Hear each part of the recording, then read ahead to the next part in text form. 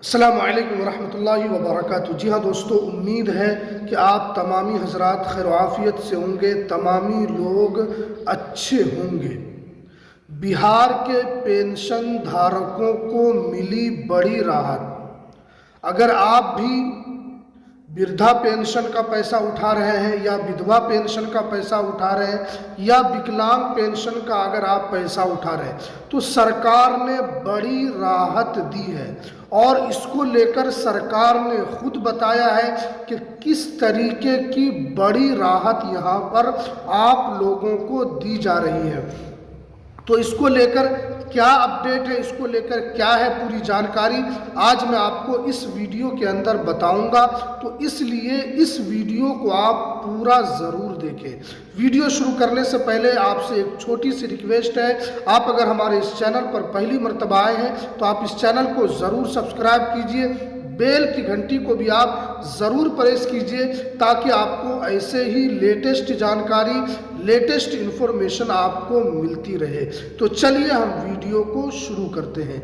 जी हाँ दोस्तों, आप जानते हैं कि ई-केवाईसी और जीवन सत्यापन का जो लास्ट डेट था वो 31 दिसंबर 2025 था। लेकिन आप जानते हैं कि पिछले कुछ दिनों से जो ई लाभार्थी का जो वेबसाइट है वो काम नहीं कर रहा था और वो खुल भी नहीं रहा था। सुबह में अगर आप 6 बजे खोल रहे हैं तो खुल रहा था, उसके बाद फिर 9 बजे, 10 बजे, 11 बजे शाम तक फिर वो काम नहीं कर रहा था। क्योंकि सरकार को भी पता है कि ये जितने भी पेंशन धारक हैं ये बूढ़े लोग होते हैं जो चल नहीं पाते, और अगर वो दिन भर अगर बैठे रहेंगे उस इंतज़ार में, रात में फिर वो सही से साइट काम कर रहा है तो उससे उनको परेशानी होगी। तो अब ये है कि आप 31 दिसंबर 2025 के बाद भी आप ई-केवाईसी और जीवन सत्यापन प्रमाण पत्र आप आसानी के साथ जमा कर सकते हैं और आप उसको अपडेट कर सकते हैं। क्योंकि बहुत सारे लोग परेशान थे, उनका काम नहीं कर रहा था, वो दिन भर CSC सेंटर में बैठे हुए थे लेकिन फिर भी साइड यहाँ पर काम नहीं कर रहा था।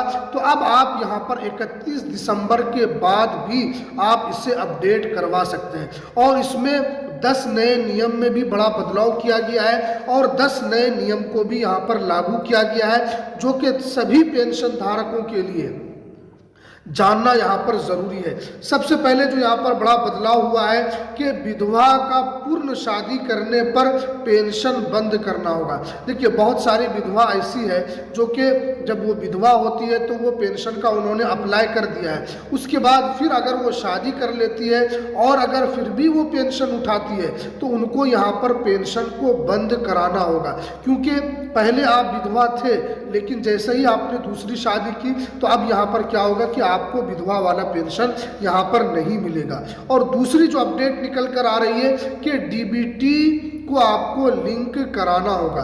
देखिए सरकार कोई भी पैसा भेजती है, चाहे वो किसान वाला पैसा हो, चाहे उसके अलावा वृद्धा का पेंशन पैसा हो या विधवा वाला पैसा हो या विकलांग वाला पैसा हो, सरकार कोई भी पैसा भेजती है तो वो आपके DBT के माध्यम से ही भेजती है। अगर आपका आधार कार्ड यहाँ पर बैंक में लिंक नहीं होगा, आपके अकाउंट से लिंक नहीं होगा तो आपको ये जो जितना भी पैसा है, चाहे वो वृद्धा हो, विधवा हो या विकलांग वाला पैसा हो, आपके अकाउंट में नहीं आएगा।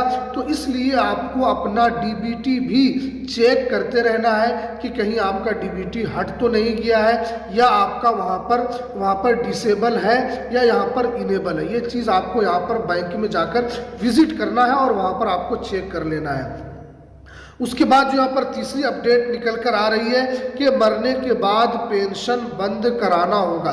देखिए बहुत सारे लोग ऐसे हैं जो पेंशन धारक है, बूढ़े हैं, वो पेंशन उठा रहे थे लेकिन क्या है कि उनके मरने के बाद भी बहुत सारे ऐसे हैं उनके घर वाले उनके नाम पर पैसा उठा रहे हैं। तो अब यहाँ पर सरकार ने साफ कर दिया है कि उनके मरने के बाद आपको फौरन पेंशन का पैसा बंद कराना होगा।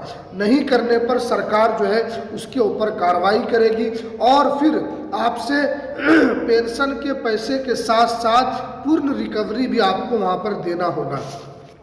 तो इसलिए आपको यहाँ पर ये काम भी कर लेना है। उसके बाद यहाँ पर जो बताया जा रहा है कि बैंक खाते में यहाँ पर उनको किसी भी बैंक को बदलना आसान हो गया है। देखिए, अगर आप पेंशन का पैसा उठा रहे हैं और आप चाहते हैं कि आप दूसरे अकाउंट में पैसा लें, आप दूसरे अकाउंट में पैसा लें, इस अकाउंट में आपको पैसा लेने का मन नहीं है, या हो सकता है कि ये अकाउंट आपके घर से बहुत दूर है और आपको ज़्यादा दूर जाकर पैसा निकालना पड़ रहा है, तो अब आप आसानी के साथ बैंक को बदल सकते हैं, यहाँ पर बैंक को चेंज कर सकते हैं। अगर आप पहले पंजाब नेशनल बैंक में पैसा ले रहे थे तो अब आप यूको बैंक में पैसा ले सकते हैं, आप स्टेट बैंक में पैसा ले सकते हैं। इस तरीके से भी यहाँ पर आपको आसानी के साथ आप इसे बदलवा सकते हैं।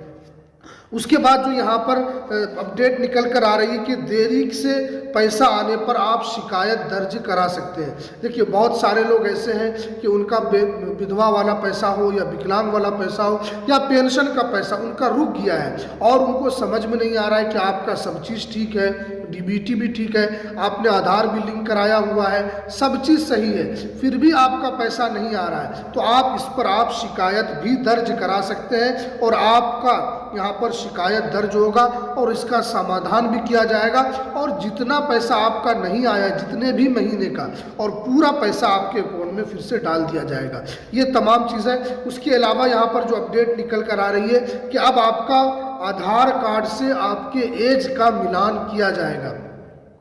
देखिए, बहुत सारे लोग हैं जो कि गलत तरीके से पेंशन उठा रहे हैं, क्योंकि वृद्धा का पैसा कब मिलता है? जब आप 60 साल की एज में पहुंच जाते हैं। अगर आपने उससे पहले ही ऑनलाइन कर दिया है और आप किसी भी मिली भगत से आप उस पैसे को उठा रहे थे, तो अब क्या है कि यहाँ पर अपडेट जो निकल कर आ रही है, अब आपकी एज का यहाँ पर मिलान किया जाएगा।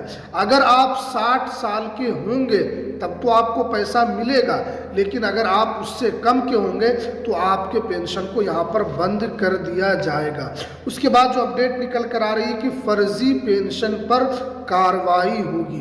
देखिए, कोई भी आदमी है, जैसे विकलांग वाले हैं, अगर वो फर्जी सर्टिफिकेट लगा दिए हैं और वो असल में 10% ही वो डिसेबिलिटी है उसके अंदर, 10% ही वो विकलांग है, लेकिन फिर भी वो गलत तरीके से सर्टिफिकेट लगाकर वो वृद्धा का पैसा उठा रहा है, विकलांग का पैसा उठा रहा है, या जो भी पेंशन का पैसा उठा रहा है, अगर वो पकड़ा जाता है तो उनके ऊपर भी यहाँ पर कार्रवाई की जाएगी और उनके पेंशन के पैसे की भी रिकवरी की जाएगी। उसके अलावा जो अपडेट निकल कर आ रही है कि अब दस्तावेज की यहाँ पर ज़रूर जांच की जाएगी। देखिए, जितने भी पेंशन धारक हैं उनके दस्तावेज की भी जांच होगी, उनके आधार कार्ड की, बैंक पासबुक की, और उसके अलावा कहाँ से वो पैसा ले रहे हैं और वो क्या गलत सर्टिफिकेट तो उन्होंने यहाँ पर नहीं दिया है। जो विधवा है तो वो सही में विधवा है या नहीं है, या उन्होंने दूसरी शादी कर ली है, इन तमाम चीज़ों की जांच होगी, तभी उनको पेंशन यहाँ पर दिया जाएगा। तो सरकार ने यहाँ पर कुछ नियम को भी लागू कर दिया है और यहाँ पर आप ई-केवाईसी और जीवन प्रमाण पत्र आप 31 दिसंबर 2025 के बाद भी आप यहाँ पर अपलोड कर सकते हैं। इसमें कोई भी डेट को फिक्स नहीं किया गया है। तो चलिए, ये कुछ जानकारी जो निकल कर आ रही थी, तो चलिए हमें दीजिए इजाज़त, फिर मिलते हैं किसी नेक्स्ट वीडियो में नई अपडेट के साथ।